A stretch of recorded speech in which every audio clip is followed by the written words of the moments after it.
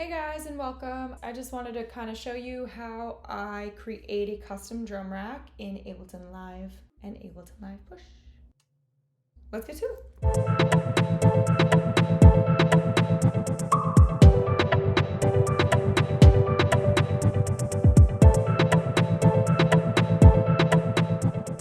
So for this project, I just wanted to walk you through how I start a project, and that is with the drum rack. I like to create my own custom drum rack. I use sounds from Splice, and I also create my own samples. Just record stuff into the mic and then manipulate them as I like, input those into the drum rack, and see what kind of cool beats we can come up with.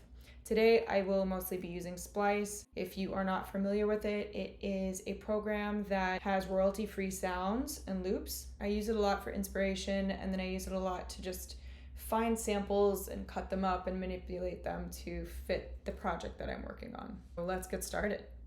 First thing I do is go to drums, drum rack, and just click on the blank drum rack.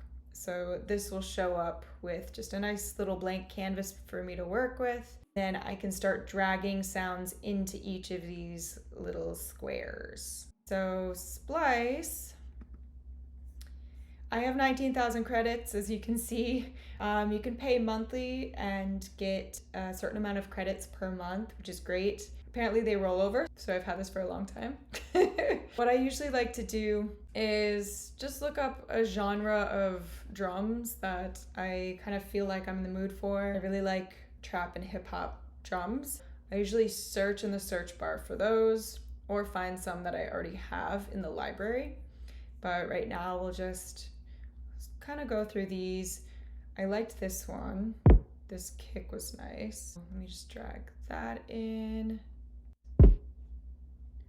I also liked this kick. I search for one shots instead of loops. One shot of the kick, one shot of the snare, some little percussive things here and there. Sometimes I like loops and then cutting them up to sort of fit my own kit that I'm going for. I like this one. So if you want to add a sound to your library, you just click the little plus sign, it'll be added to your library. And then once it's added, you can literally just drag it into your drum kit and it'll pop up in your drum kit. Okay, got the kicks. Let's look for like a snare or a little hi-hat. These I seemed to like. It's a nice little hi-hat sound. Let's drag that in. I can literally spend all day on here. Oh, that's cool. I like that. Right away, I'm not too worried about what the sound actually sounds like. I like to just get the basic sounds, and as long as they sound interesting or inspiring, I'll drag them in and then just play around with them and manipulate them to get more of what I want.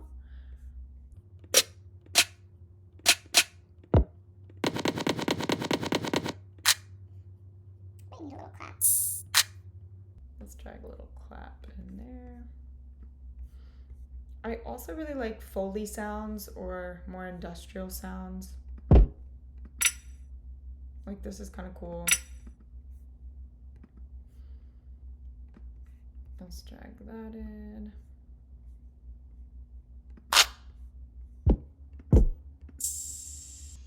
I just want a really good snare, so let me just click on snares, see if we can find. I like this sort of reverb snare.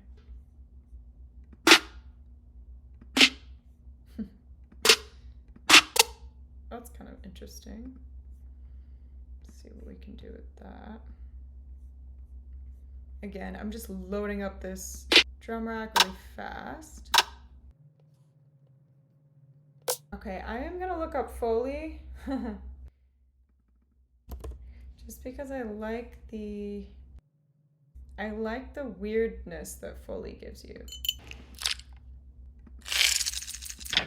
Page is turning. This is kind of cool.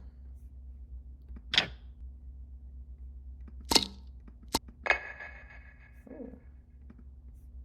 Let's do that.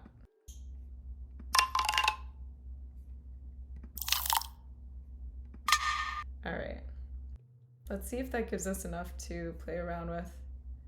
We move the snare down here.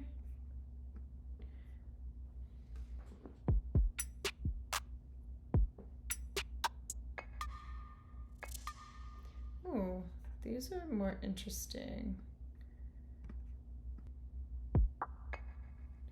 I like that. I kind of like to move them around in the way that I want to play them on the Ableton Push. You can't see it, but I'm playing the push here.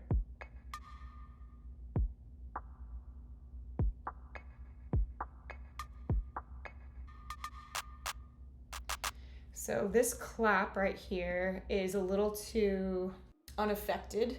What I like to do is go through each sound and then manipulate it a little bit to make it sound like it's a little closer to the family or the energy that I want in the drum rack itself. So this clap to me, it's too abrasive. Just drag this arrow and cut it a little bit. Too much. And then I'll filter it down. You can click on this little filter button here, and then you can actually take out a lot of the higher frequencies.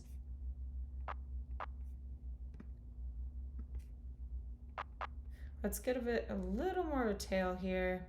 And then I sometimes like to fade it out. So you can drag this up and you'll notice the little fader to give a smoother exit. Great. Then you can use the Ableton reverb, but I'm going to use SoundToys little plate. It's a little too wet for me, so I'm gonna pull it down probably around there. And then I'm gonna pull this down a little bit here. So then when you play, it's a little better. It kind of fits with the energy a little better.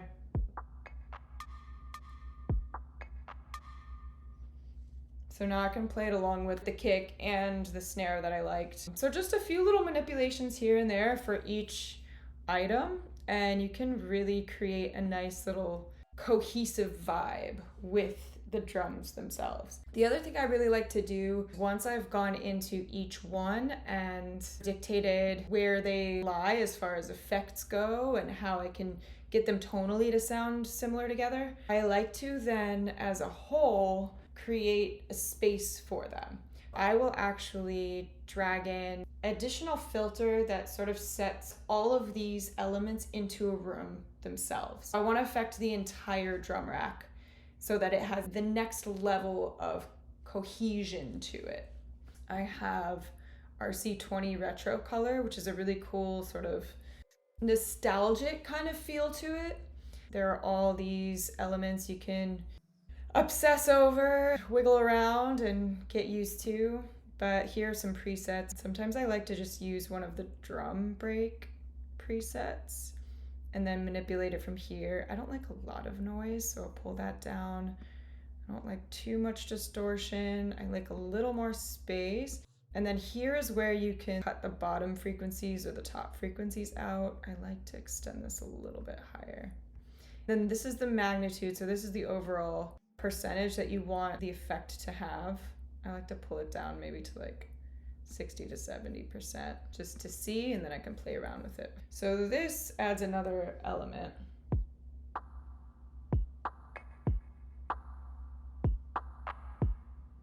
As you can see, it adds something to the entire set.